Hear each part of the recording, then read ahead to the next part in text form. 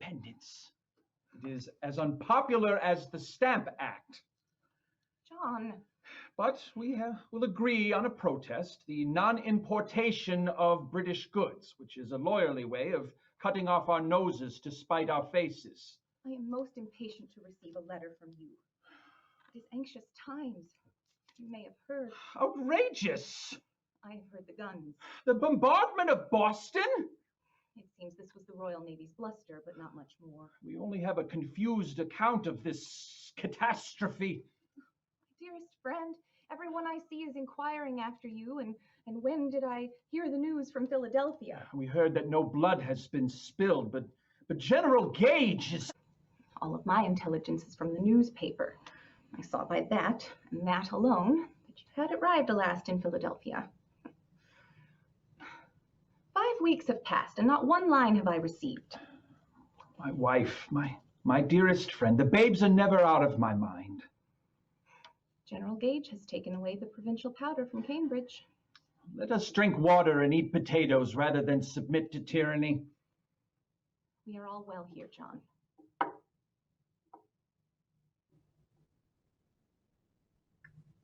Sunday evening there passed by here about 200 Sons of Liberty, and marched down to the powder house, from which they took the powder. The reason was that we have so many Tories living here, they dare not trust us with it. The church parson thought they were coming after him, and he ran up to his garret. They say another Tory jumped out his window and hid among the corn. Well, things of importance may happen here too. I hope that you will find some means to convey to me some intelligence.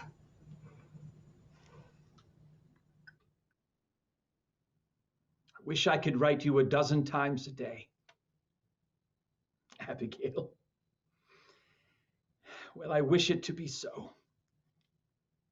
These past few days, I've had the characters and views of 50 gentlemen, total strangers to me, to study, and the policy talk of a dozen provinces to learn.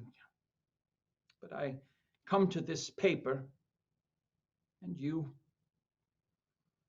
My mind occupies itself with my heart.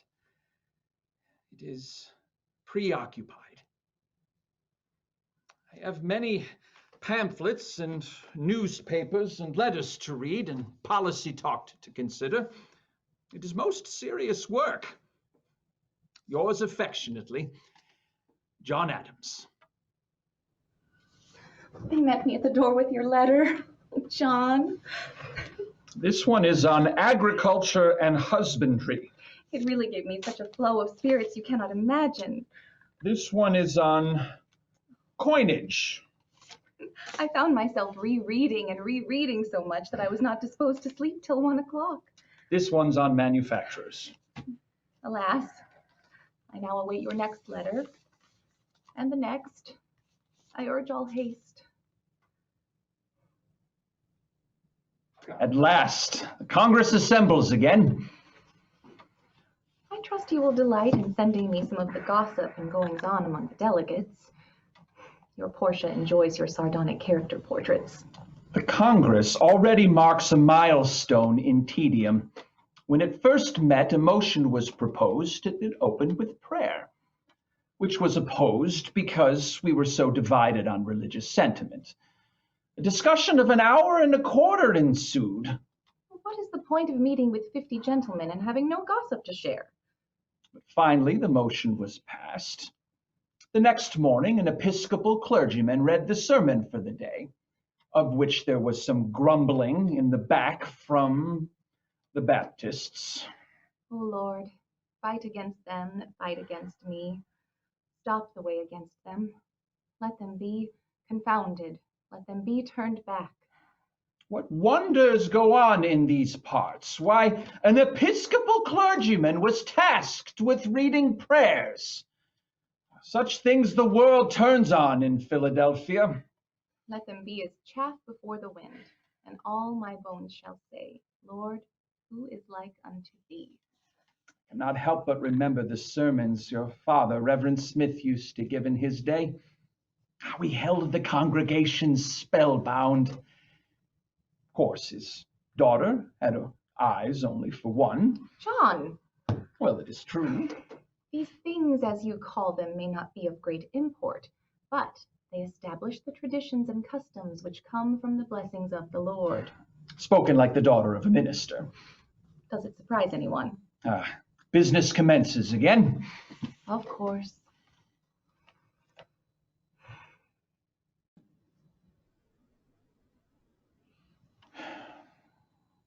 Where are you, good lady? Boston. I called here to see this much injured town. And how fares it? Oh, John, it is invaded with fleets and armies, the courts of justice shut up, our commerce totally ruined, thousands reduced to want. Are we not subjects of this same king? This chamber is half as wide as it is long. It's too cold or hot, tedious, but temperamental. The voices vary in pitch, but not in singularity or monotony. The smell is highly pungent. The debates proceed, if one can call them that. 50 jealous strangers arguing over the minutiae of their trade. Bushels of this, barrels of that, the cost, the cost, the cost.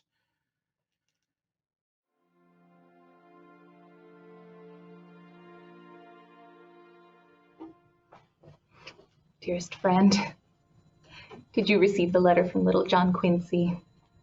Oh, he was most intent on writing to you, as well as he can. He strives to improve daily, but I told him no matter, that his duty can be expressed to you in poor writing as well as good.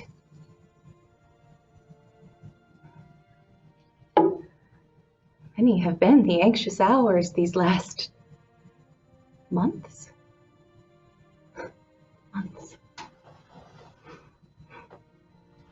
John, I feel as though the curtain has just been drawn across the first scene of the first act, that there is more to come. But what? Will we know whether the ending will be something tragical or something else? Something bold? Something glorious?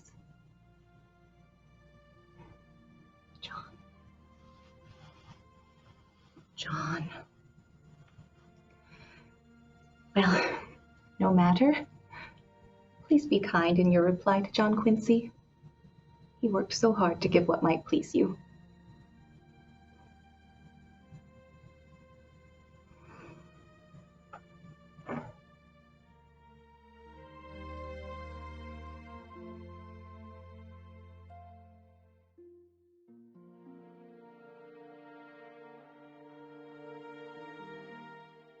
This assembly is like nothing else that ever existed.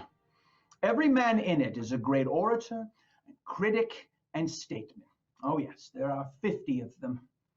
And upon every question, they must show their great oratory and criticism and political abilities. Oh yes, every one. If it were proposed that 2 and 2 make 12, we would be entertained with logic, law, history, politics, agriculture. Oh yes, and animal husbandry for 2 whole days in support of the motion. And then pass it unanimously.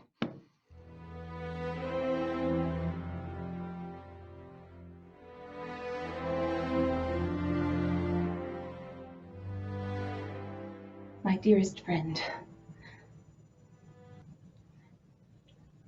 Dear friend. Dear John. Dear John Adams. Mr. John Adams. Oh.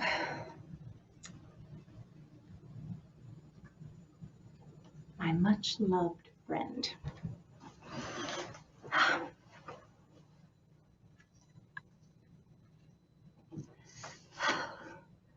I dare not express to you how ardently, yes, ardently, I long for your return.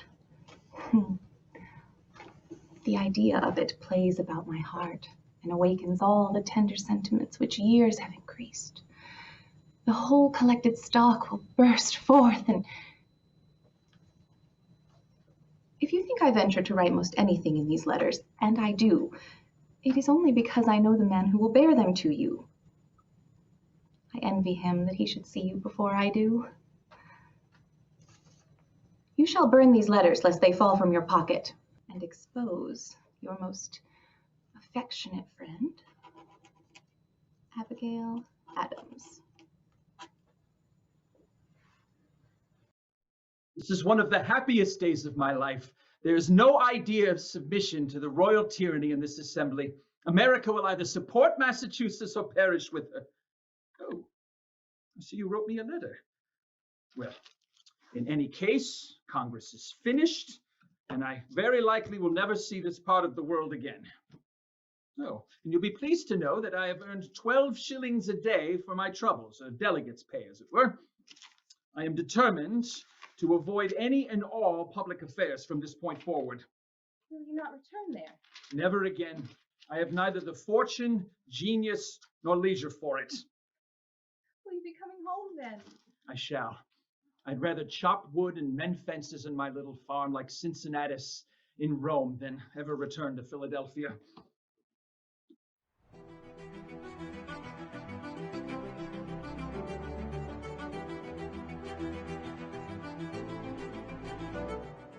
It is war, they say. It's come to this. The king and the Royal Navy and the dragoons. I endeavor to be very heroic, but any certainty is precarious. What is to become of Massachusetts, our home? It brings me fear and uncertainty which I have never known before. I know now the Union will hold.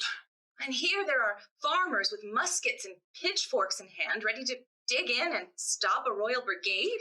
I scarcely comprehend the folly of it. We must have patience and forbearance, and at the same time, absolute resistance to the new government. They say the British have a list of those they call obnoxious. Well, my name must be first, then. They and their effects are to suffer destruction. Steadfast, steadfast, my dearest one. There is much to do here, even under the threat of war. I trust you and the children are well, too? I have written a letter to Dr. Warren, President of the Provincial Assembly, to recommend your brother Elihu for a position on the Continental Army. Yes, I know he is anxious for it. But John... Yes, Abigail? Is this not a turning point, then, this rushed battle? The ships are at the bay. The soldiers are infesting the streets. It has already begun. Our house is in confusion. The militia recruits coming by for lodging and supper every which way, and now there are refugees streaming in from Boston, seeking asylum for a day, a night, a week. You cannot imagine how we live. I cannot imagine how I live since returning to Philadelphia. The flies are as big as the delegates and twice as fat. That is saying much. But I want to know how you do, how you stood your journey back. Your eyes, how are your eyes? You strain them so. I find the Congress to be a lot like the last. The work is here is hazardous, the deliberations long, tedious, tendentious. Did I say long? Very long. Health, your health. I've had miserable health, blind eyes, but no matter. Oh, look to this, John. Oh. Well, my letters may contain less merit, but they certainly contain more words. Many, many more words. Many of weak nerves are here now. The moderate Mr. Dickinson must now moderately propose a new moderate petition to the king, who is not moderate at all. This is nothing more than a measure of immoderate imbecility. Dread these moderates like death. Oh, Colonel Washington appears in full uniform. It wears it well, as if it is already not apparent that he is our soldier. Oh, the army. I know my brother is very desirous of having a place in the army. My mother is dead set against it. Neither he nor I will tell her that he is already trying for a place. We fear her displeasure, like we were schoolboys traipsing about with muddy boots on her whitewashed floors. John, General Gage's proclamation has been posted. The infatuated multitudes have long suffered themselves to be conducted by certain incendiaries and traitors. Incendiaries and traitors. In a fatal progression of crimes. While we moderately propose a new petition to the king. Incendiaries and traitors, John. The situation in Massachusetts, it's most urgent. But it won't be long before the other colonies follow. And what do? Another petition to the king. To this king! When the sword is drawn, you throw away the scabbards, my friends. What will you do, John? What will we do here? The first step is to recommend to all the provinces that we seize the crown offices and hold them as hostages for the security of the people of Boston. Will you propose it then? They must form governments for themselves, under their own authority. It's the only way to get the royal authority to come to terms. The entrenchments on Bunker Hill are provocations, and I fear the British will take them by force. And then we seize upon the army in Cambridge and make it a continental army, and appoint a general, and take it upon ourselves to provide subsistence and munitions for the troops. Oh, it is where the road has led, hasn't it? And finally, we declare ourselves free, sovereign, and independent states. Well, what did they say, John? What did they say? And then we inform Great Britain and the king that we are willing to make friends of their enemies, France and more. And they said? Well, I saw the horror and consternation in their faces where I had previously only seen irritation of constipation and gout. But it has started then. Yes. Good. Good.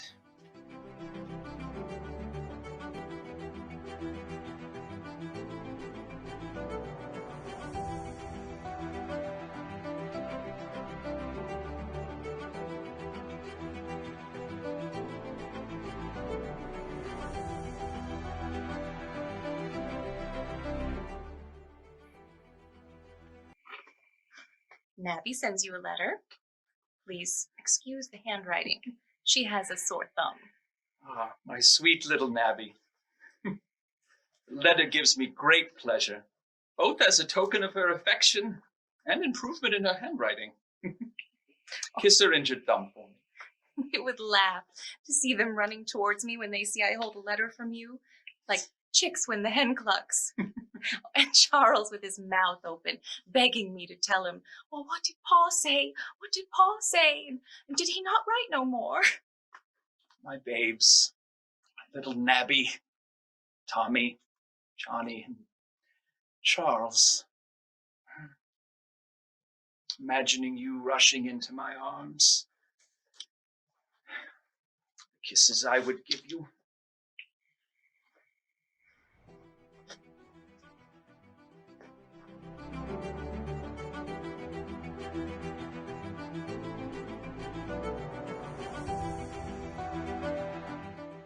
From here I send news. Refugees stream into all the towns. They bring rumors and fear. I do not know which is true or no. They expect the sea coasts to be ravaged. Every little sound gives a start now. What will happen next? I know we have courage. I see it daily. But I hope the conduct matches our courage. What would help most is powder. From where will that come? Once invaded, has any kingdom regained its liberty without bloodshed?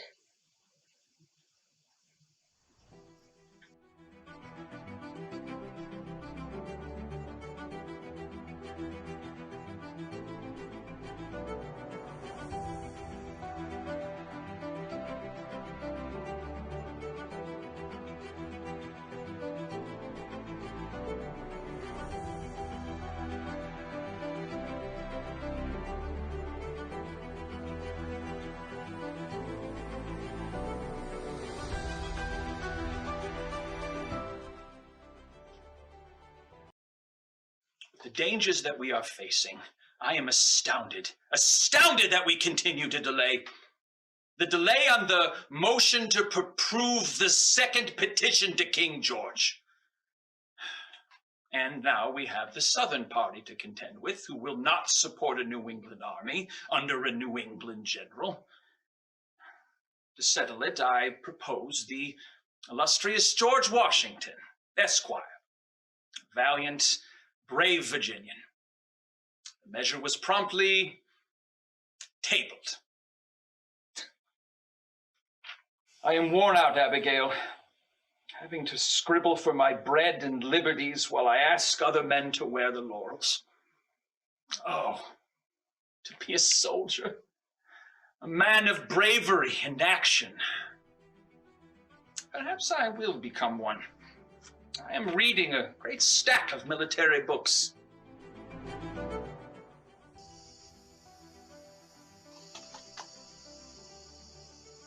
The day was clear and bright.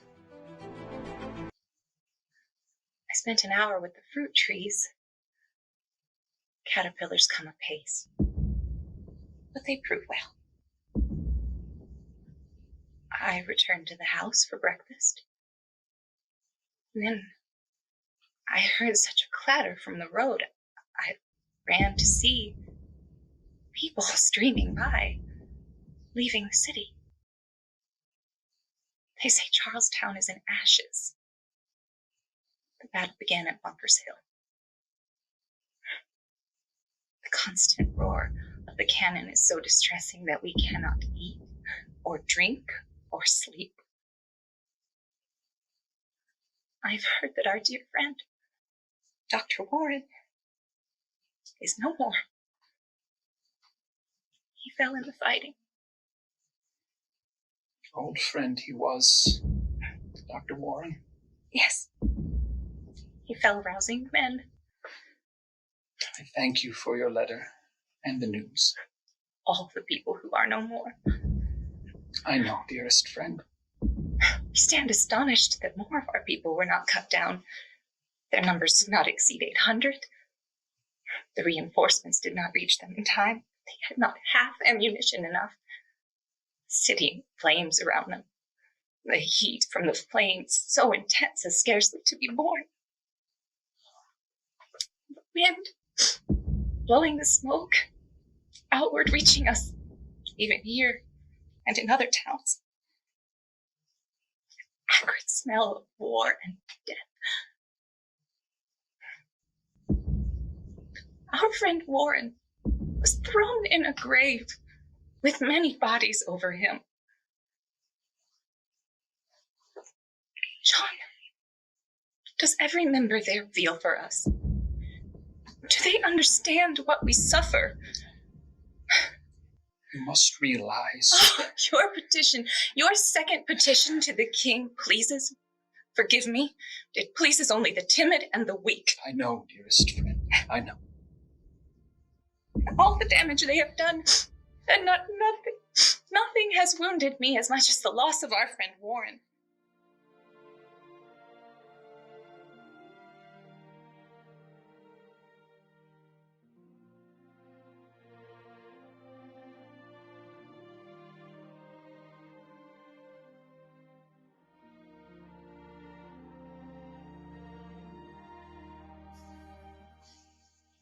I will tell you in future a complete history of our compatriots here, but you shall keep it a secret. It is a tale told of sloth, banality, and self-dealing. Act as if stuck in molasses when the times call for nimble action. The day was broken by the arrival of a new delegate, an illustrious Virginian named Thomas Jefferson. He seizes upon my heart. Courage, courage, my dear friend. I must go. We will vote today.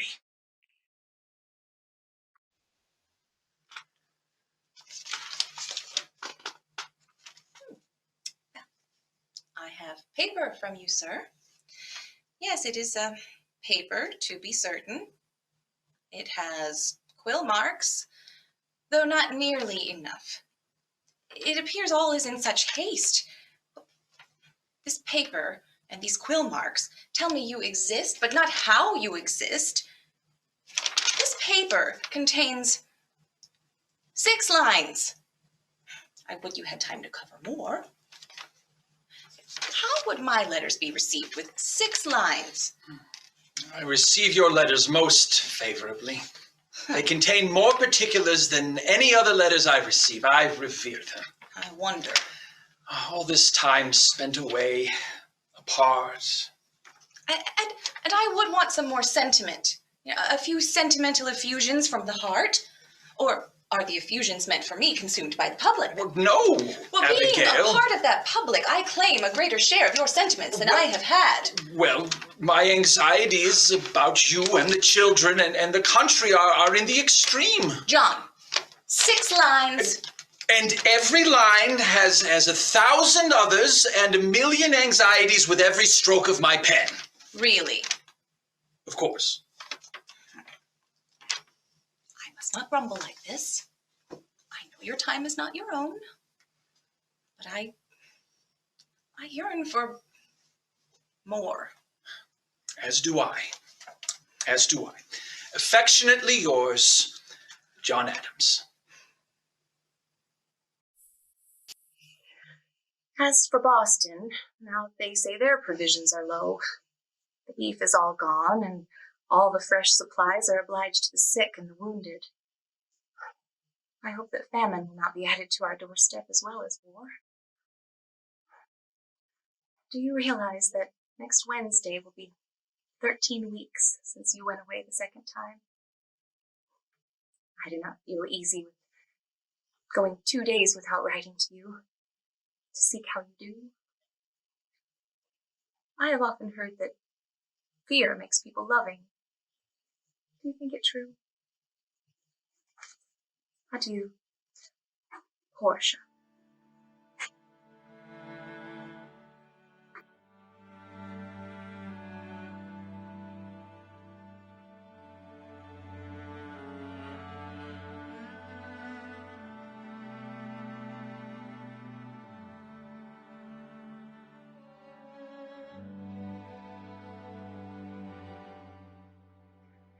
I have news, dearest friend. Judiciary branch. I bring sad news which will afflict you.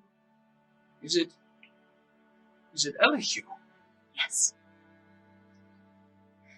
His life is in grave danger. He lies dangerously ill. Your mother is with him now, in misery. Elihu? Your return, dearest friend, would be a pleasure I cannot express. Elihu? John, it cannot be borne. What say you again? They had not half the ammunition they needed.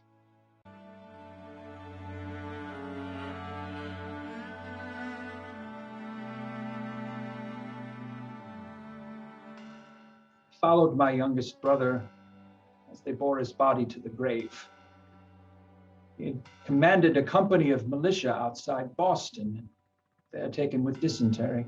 It is epidemic in that camp. He leaves a young widow and 3 children, Greatly lamented by all. more so than me. You knew the excellence of his heart, John. We all did. Yes. I seem to want to delay. Yes. More time spent with you, the better for me. And for me and your children. I waited until I can wait no longer to go. It is a heavy day for leave taking, John. The day is too soon. Is there a dearer name than friend? Think on it and tell me. My dearest friend.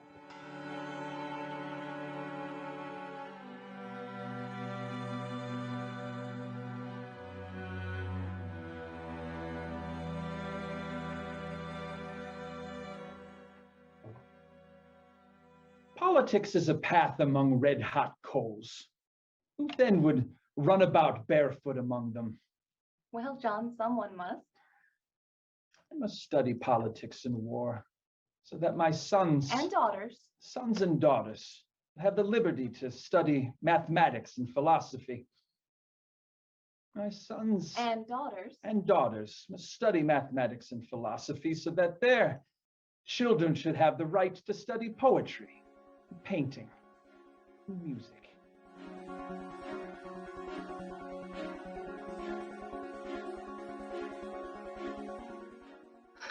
I have met with some very ill treatment, John. In this day of distress for our Boston friends, George Trott, well, you remember Mr. Trott, he and his family had to remove to Braintree because of the fighting. Trott asked me if he could have use of the house next door so that he and his family might have shelter. As you know, your tenant, Mr. Hayden, has temporary residence there. I sent for Hayden to ask him to move. I am mortified to say that Hayden refused to move. I have moved my things from that place to accommodate the Trott family, and yet Hayden refuses to move anything at all. He said, "You are turning me out of doors, missus, and that if you, the mister, were here, well, you were more of a gentleman." He positively tells me he will not move, despite the distress of the Trott family, the trouble, the fighting. All the art of man and woman will not move this obstinate man. I had hard work to suppress my temper. I now must ask you to give me orders whether his things may be moved to another place in the house. Whether Hayden consents or not. I will be much, much mortified if you do not support me in this. I told the old man that you will support me, and he said cannonballs shall not move him. To think of the distress of the people of Boston, and yet this wretch will not move just a few of his things for a refugee family.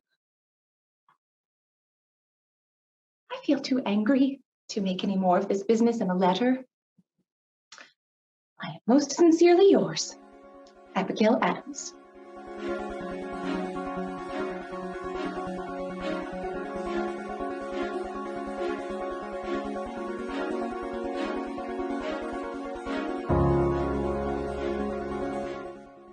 My dearest friend, my dear, you will not believe what I encountered when I walked into town once more.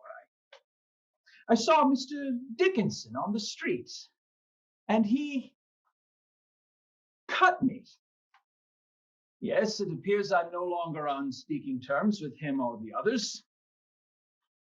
The king and his majesty caught the delegates the same way I would catch a pony, by holding out an empty hat as if it were full of corn. Independence is a frightful thing to some.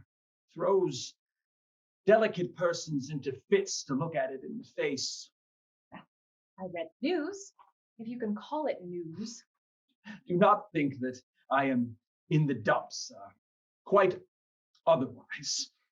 I too have my correspondence.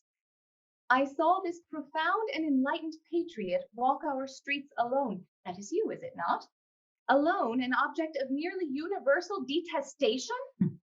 Well, if they say so. How is it to be borne? Great change is irksome in the human mind. We must allow for some of a great deal of the ridiculous, and much of the melancholy, and yes, some of the marvelous.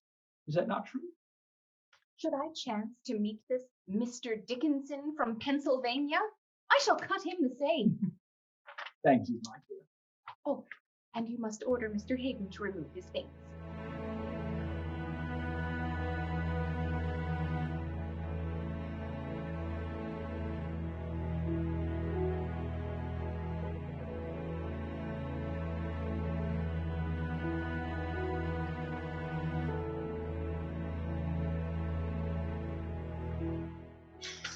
I keep this journal, as you know, for my dearest friend alone.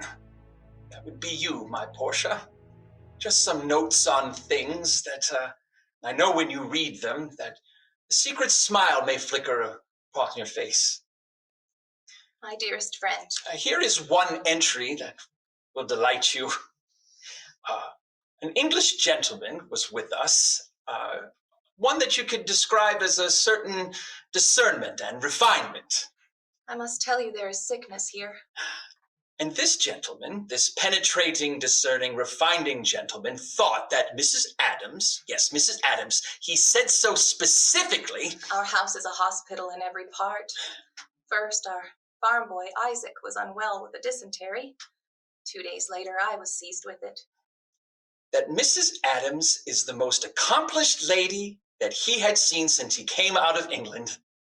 And then our little Tommy, he lies terribly ill now. And then dear cousin Patsy was seized, and Mr. Trot, and one of his children. And I heartily agreed with him. There is no one more finer and more discerning. Mrs. Randall. You remember the Randalls from nearby but a mile? She has one child that is not expected to live out the night. And Deacon Adams, too. These compliments are well-deserved. I know vanity may rear its head, but it was delightful to hear. Down, vanity. Dr. Tufts tells us he now has 70 patients sick with this disorder. I can only see that it was brought here by the evacuation of Boston.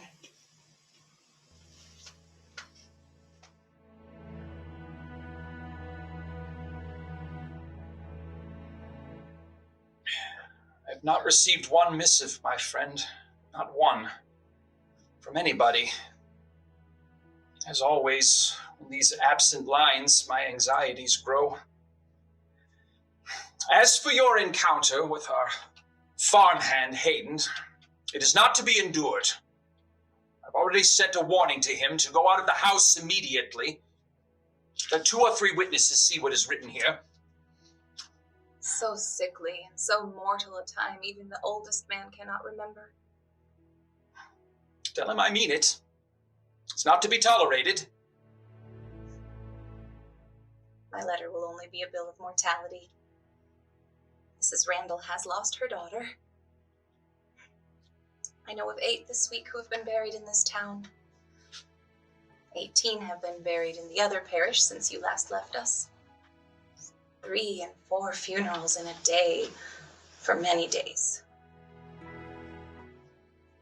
I have spent the day, believe it or not, proposing in the chamber.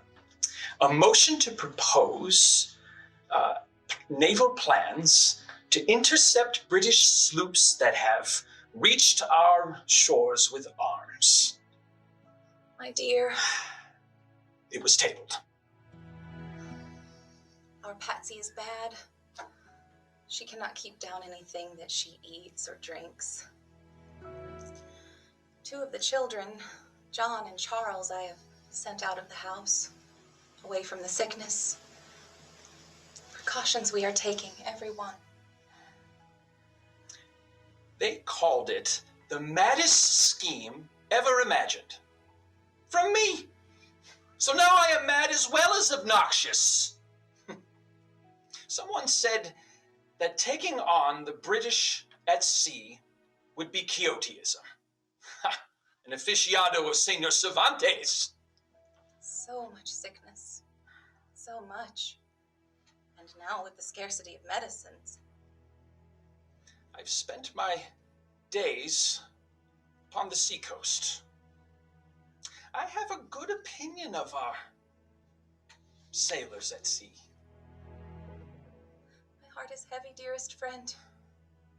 I know not what other calamities will befall us. Your sister-in-law lost her youngest child last night to this disorder. She did not keep herself to her house and her rooms, but nursed the sick, as I do. Abigail, think of it. If we were to let loose our sailors upon the ocean, they would prepare naval operations that would be great relief to our country's wants, as well as to the distress of the enemy. Where are you, my dearest friend? We live in expectation that our dear cousin Patsy will not last many hours, but we can no longer bear the house. We must keep it washed, constantly scrubbing with hot vinegar on the floors and doors. Think of it, Abigail. Today would be the day remembered as the origin of the American Navy. We must now focus our efforts on securing gunpowder. We must make it, and I am determined to never have it out of my mind as it must be had.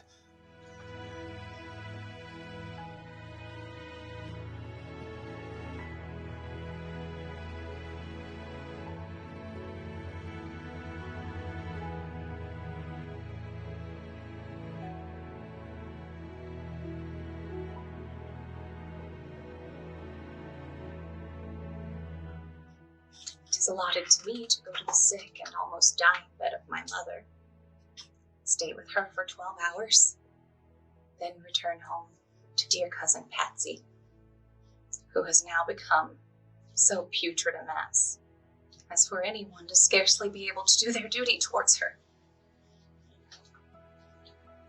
John.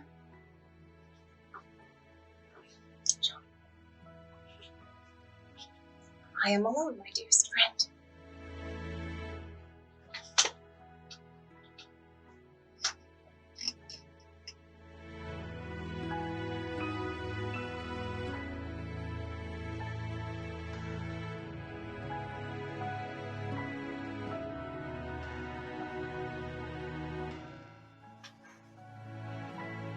I have just come from attending Patsy to the grave. 5 weeks she has lain, the most ghastly sight my eyes ever held. So loathsome and so pitiable. She has made the 4th corpse this day committed to the ground.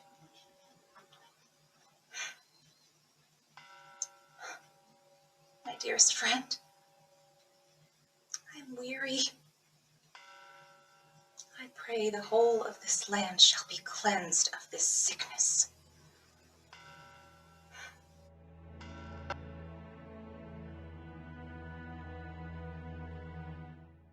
Have pity on me, John. How can I tell you? Oh, my bursting heart.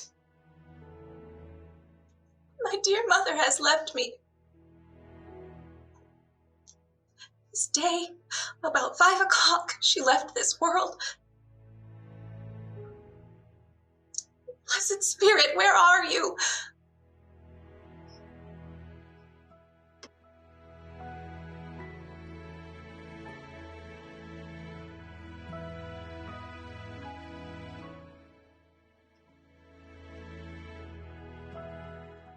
I just received your letter, and I hope that Patsy is soon to recover.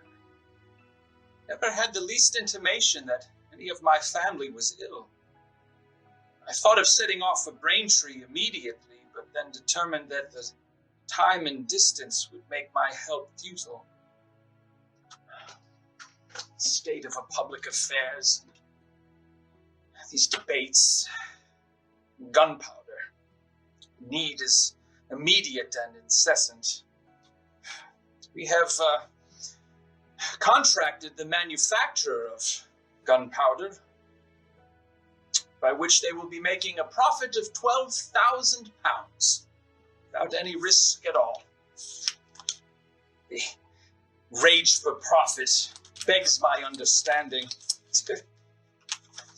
If this is the greatest idea of man, why must profit prevail?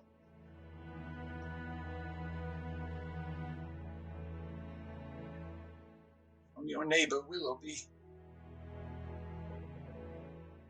I fear your mother has left us. So many deaths I read of. So many. Please send me news of you, my dearest friend.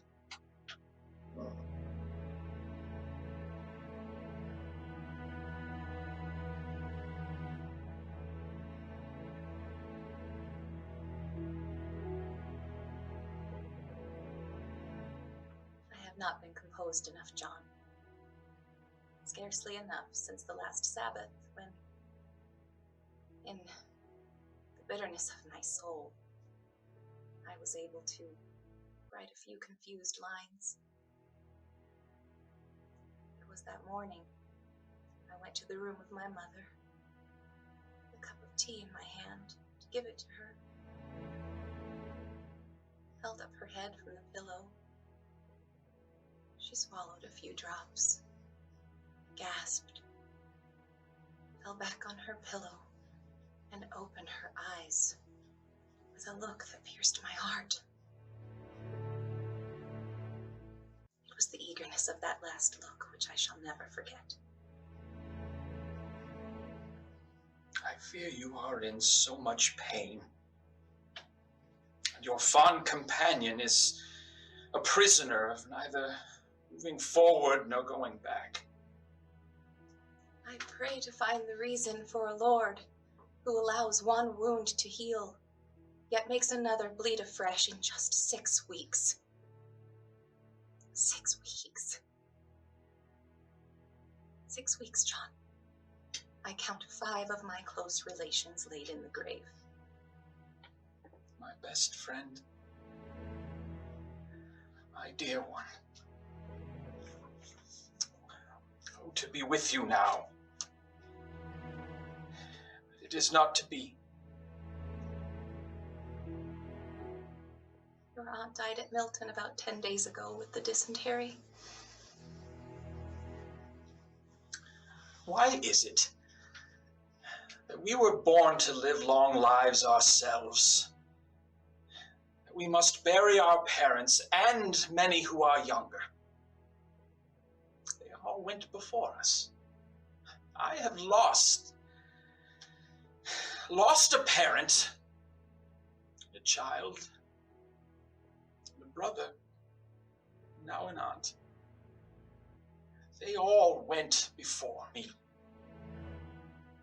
Our lives are not our own power, I guess. To be near you again. I heard for the loss of your mother, for no more so than my own children.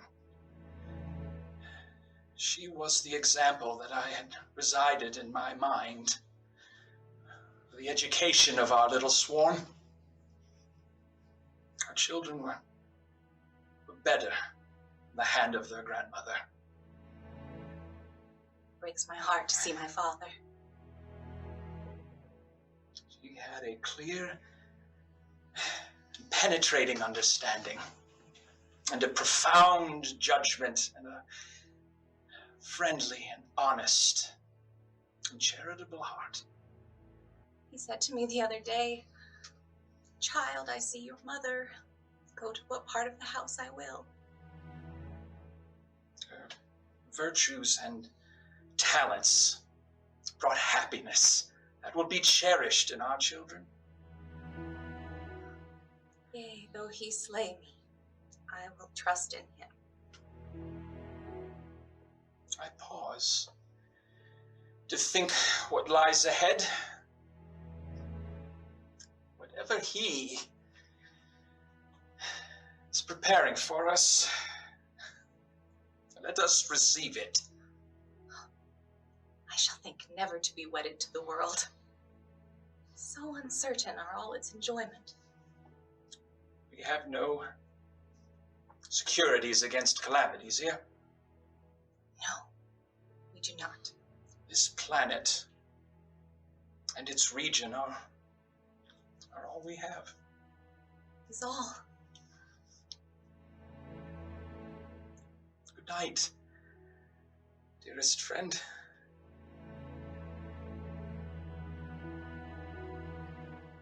Good night.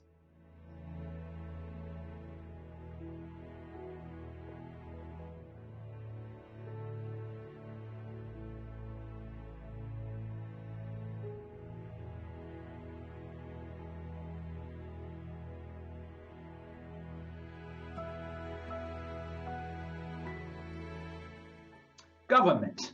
Boston has been delivered. We are all astonished that General Washington was ingenious to place fortifications and cannons on Dorchester Heights in secret. The British Navy had no choice but to abandon our city in the cold winds of March. It is time. It is time to think upon it. We should neither have kings, nor courts, nor sycophants here. I mean, the kings have done wrongs many times, but have not the mob as well? If I could but come to you now. I feel your mind at work, but on what endeavor? The time comes crashing down on trifles and weighty war matters, agriculture, shipping, Indian affairs, and each requires debate and resolution and more debate. I think the time is right for independence. Almost 12 months. You know this costs us. But it comes in dribbles and drabbles, and in time, treasure, and blood. Time and distance. 12 long months, John. But heaven help must come at last. I know it. Independence. I know it.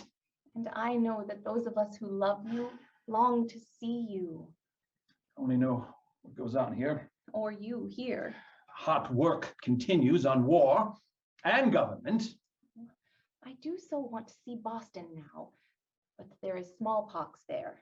I must ask you to keep me acquainted of anything that you might need. Men, Yes. money, Yes. arms, Yes. tents, Yes. forage, Yes. and the state of the smallpox. Oh, I fear it. The most dangerous part is to glide out from under the old form of government and into a contented submission into new. Is the subject too dry? I should hope not. To me, no romance is more entertaining. Now, this I know too well. It is your heart's desire.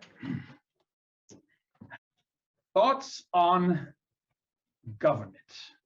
Your thoughts, abundant as we know. Kings have done much wrong, yes, but has the mob not done any? Yes. Shall we agree Oh, that this truth, that all men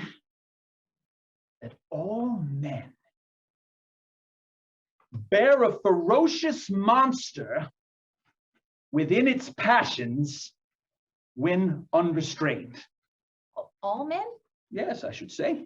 And how so? We have evidence everywhere that men will murder like weasels just for the pleasure of murdering. Let government act as bridles for them. Bridles. On this night, at this far distance, on your farm in our Massachusetts, I long to hear that you have declared an independency. As we wrangle and debate, comes closer, inch by inch. And you speak of government now? Yes, my treatise. Well then, remember the ladies.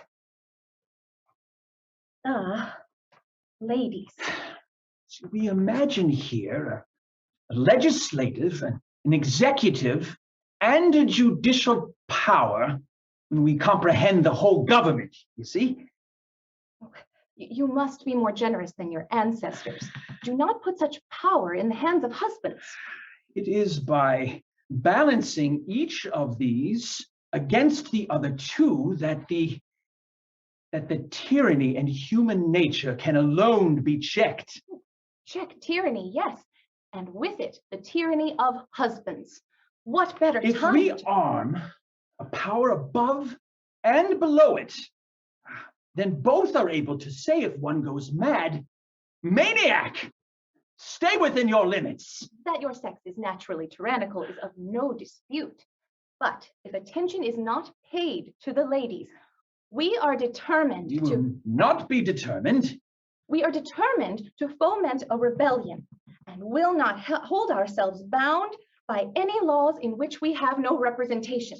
Representative assembly shall be in miniature an exact portrait of the people at large. And thus, I desire you, John, to remember the ladies who themselves make up the portrait of the people at large. I am delighted to give you these pages of my thoughts, my many thoughts on government. Write me, write me. I dine on your letters and I savor your words. These pages will be put to type and sent to all the provinces, I am told. I long to read your thoughts on how you have honored the ladies.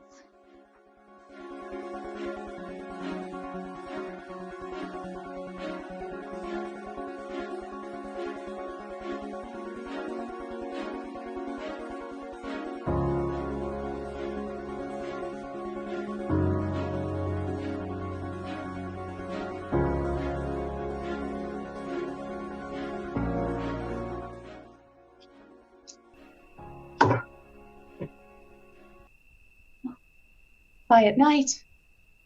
No alarms, no cannons. Nabby is sick with the mumps.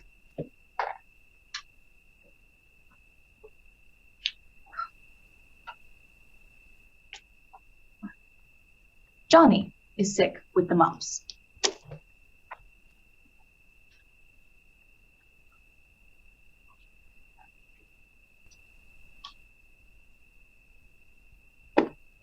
Charles, too, has the mumps.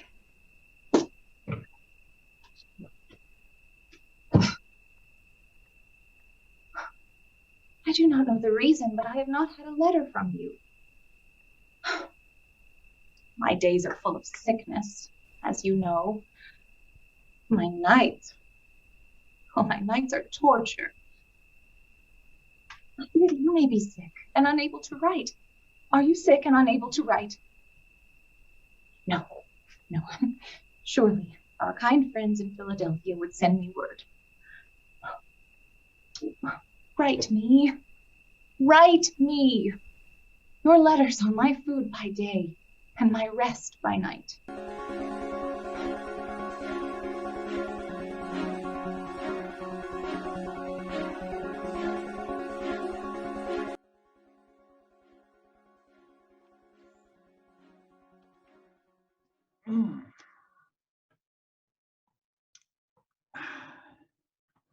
My dear, I have concluded to borrow some time from my sleep and have written 7, 8, 9, 10 pages on government. I would have given opinion to this prodigious work. Of course, I would venture only to give the opinion to you, my dearest friend. I think it right and proper and well said. What will become of this, time will tell, as it gets put to typesetters and distributed to North Carolina and Jersey and Virginia, of course, and all the other provinces.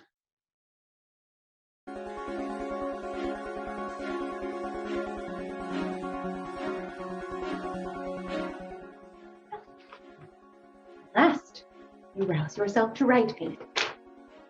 And send me no word on your health, no tender sentiments, but a pamphlet on government. I am astonished that in these many pages with many recommendations of our laws and government, you have forgot one thing. You might have noticed that among our recommendations that your one small suggestion was neglected. The ladies are nowhere within. They are not. I tell you this as your dearest friend. This will be seen as a disservice to those who are patriots like as well as you, but still have no voice. Well, be that as it may. Do we not suffer as the men? We may not fight, but we suffer cruelly nonetheless. Abigail. Why are the ladies ignored? We are told that our struggle loosens traditions, community bands everywhere. Children become disobedient, colleges turbulent, servants insolent. It is as if rebellion is everywhere. But your letter is the first intimation that we've had that there is another tribe that is already discontented. The world is uprising, and we are to set it up as we like. If not now for the ladies, When?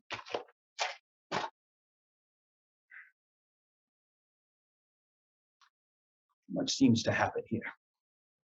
20 things at once, and none are on the great subject of independence.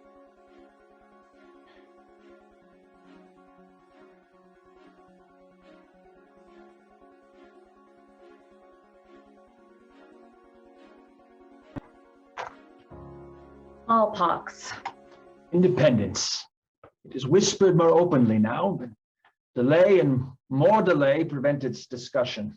It is smallpox again. Fear of it. My time is consumed with trifles. Several in town have broke out with it. There is only one thing that will prevent me from going to Boston to be inoculated against the disease with our children, and that is smallpox. I was ripe for explicit declaration 12 months ago, but still, we debate. Revenues, naval arrangements, coins, currencies. I should run you into debt for it, these new inoculations. But come it must, even though this body nibbles and quibbles and tribbles and wastes time, treasure, and blood. Come it must. You promised to come see me in May, or June. Was it July? So long ago. I lived the life of a man in a barrel, spiked with nails. Was anyone more vexed or misunderstood? Children ask, when is Paul come home? I have no answer. I know. I yearn to hear your voices. But then why? Government. Oh, yes, government. All colonies must institute a government. I say this with all clearness. We must confederate together in some solemn contract. Must be declared free and independent states. These tasks, once finished, I feel that I have answered to the end creation, and then I may go freely to my home. A year it has been. The idea of it dissolves my philosophy. Today we lost a delegate to the smallpox. He would not be inoculated. I find it unbelievable that his temper was so set against what's been proven to be so useful. He said he had to take it in the natural way, meaning the pox itself, and so risk death. And so he died. Send word.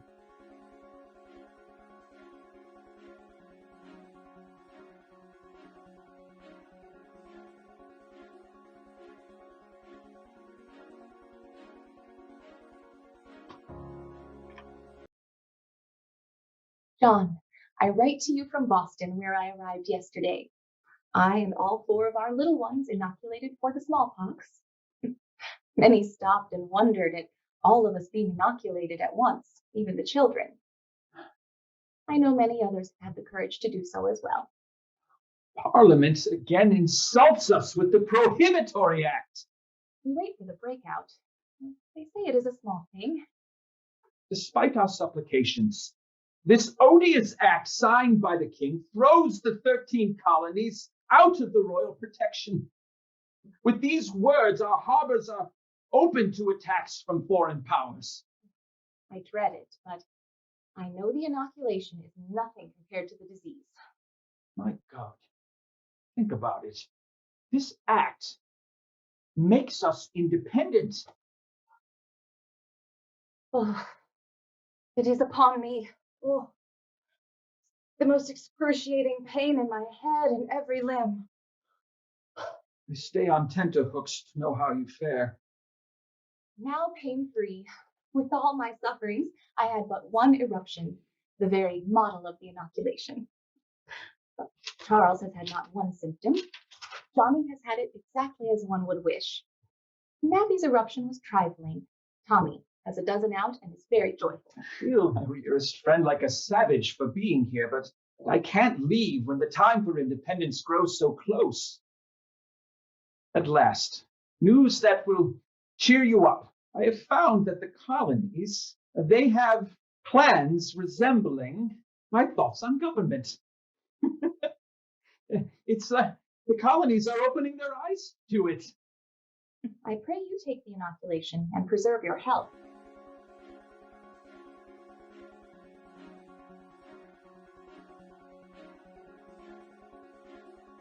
The question now comes to a declaration, how to put into words. I have returned to the fray, but you cannot make 13 clocks precisely strike alike at the same second. I've asked Richard Henry Lee of Virginia to propose the resolution. As he is a Virginian, his words will be welcome here, while mine decidedly have not. Oh, your packet of letters, John. We have now established a committee for writing the declaration. It includes myself, Dr. Franklin, Rogers Sherman of Connecticut, Livingston of New York, and the noble Jefferson, who I've never heard utter more than 3 sentences together in the whole of Congress. A profusion of blooms. Mr. Jefferson has the reputation of a marvelous pen, and it is true. I read your words with a voracious hunger, only acquired after months of bread and water. Mr. Jefferson desired me to write the draft, but I declined forthwith. You may think me foolish, Your pen is mighty too, John. Do not forget that. but I declined for the most obvious reasons. He is from Virginia, I'm from Massachusetts. He is a Southern man, and I am a Northern one. And to be honest, I had been so obnoxious for zeal in promoting the measure that any draft of mine would undergo more censure and criticism than any one of his. Your reasoning makes sense. Let the main part come from Virginia. But the main reason is that I hold his elegant pen in high regard. I insisted without hesitation, and he took the committee's notes and 2 days later produced a masterpiece. First, I read your letters for news, that fine voice I know so well. I have read and reread this draft. It is brilliant. Then I reread your letters for details and gossip. After all, I am not there to see and hear, so you are my eyes and ears. And now every state rolls in with independence in their heart. In Pennsylvania, committees in every county voted for independence. In New York, not a drab of independence. Then I read them just to savor for myself alone. Now turn all the wheels toward liberty.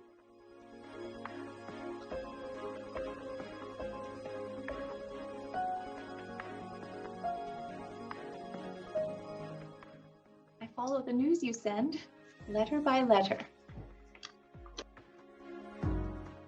Resolution for independency. Oh, to be debated. No. There has been a resolution made, but it was referred to the Committee of the Whole Congress. Here it is then. Here it is. It is postponed until the 1st of July. Oh, John, do you not finish the project? Does our new ship founder? Here it is. Here it is. July 1st, 1776. This morning was assigned for the greatest debate of all, to take up the Declaration. Mr. Dickinson, who remains against independence, was first. His speech combined all the reasons against the resolution in one burst of eloquence. I do not agree with him, but Dickinson sets a fine example for a statesman. When no member rose to answer him, I silently prayed, "Don't divide, don't divide." Then, after waiting in hopes of someone less obnoxious than myself, I rose at last to speak. The American cause stands upon the character of its people. This decree has gone forth and cannot be recalled that a more equal liberty than other parts of the earth must be established in America. I am aware of the toil and the blood and the treasure it will cost to maintain this declaration. Yet through all the gloom, I see rays of ravishing light. Posterity will triumph in today's decision. Before God, I believe the hour is upon us. My judgment approves of the measure, and my whole heart is in it. All that I have, and all that I am, and all that I hope for in this life, I am now ready to stake upon it. And I leave as I began, that live or die, survive or perish, I am for the declaration. Let this choice be unanimous.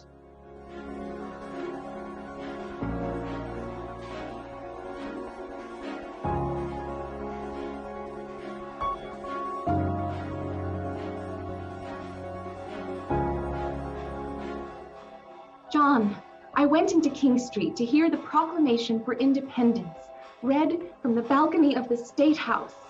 Oh, it was beautiful. Tears, I heard it. The children clapping. In Congress, July 4th, 1776, the unanimous declaration of the 13 United States of America. Look at this day. When in the course of human events it becomes necessary for one people to dissolve the political bands which have connected them with another. Yes, that is right and proper to assert for this world, but do not leave out the most wondrous words, the dearest words. We hold these truths to be self-evident, that all men are created equal. I shall remember hearing those words for the first time.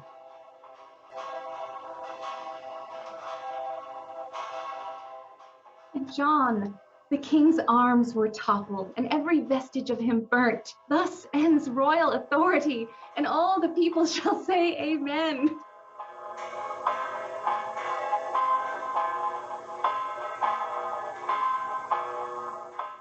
The celebration lasted until nightfall. And it will be celebrated in succeeding generations as the anniversary festival, Day of Deliverance, with all the pomp and parades. Shows and games and forts and guns and bells and bonfires and illuminations from one end of this continent to the other. It is done at last. Oh, at last.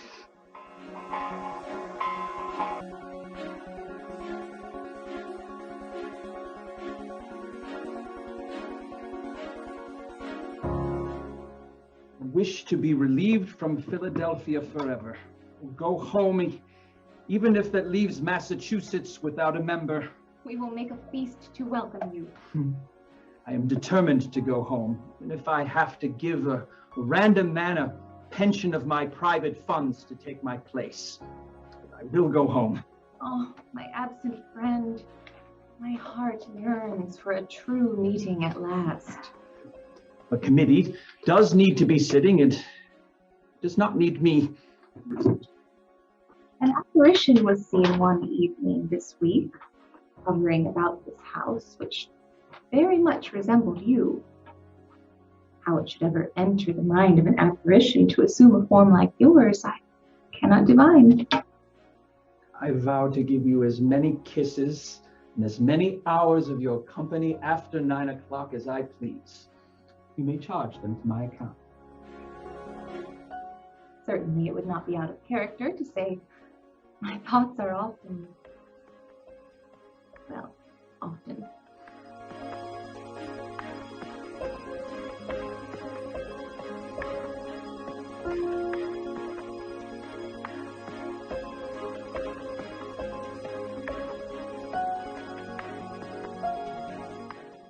My dearest friend, I dream of holding you until my soul dissolves in tenderness and the pen falls from my hand. my dearest friend, I ask you this special favor to tell posterity one truth for me. Aye, friend, what is it? It is this.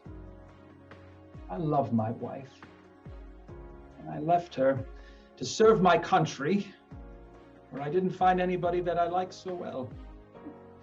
Well, what can I say to that except remember me, dearest friend.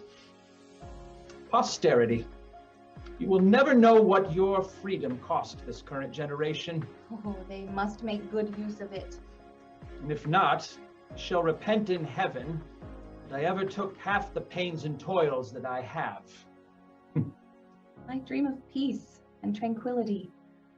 all my desire and all my ambition are to be loved and esteemed by my partner, and to join with him in the education and instruction of our little ones, sitting under our own vine in peace, liberty, and safety. I was born for these times, but not made for them. No, John, you were born in the right time, and the times were born for you to make of them what they will be. Your most affectionate, Abigail Adams. Yours, John Adams.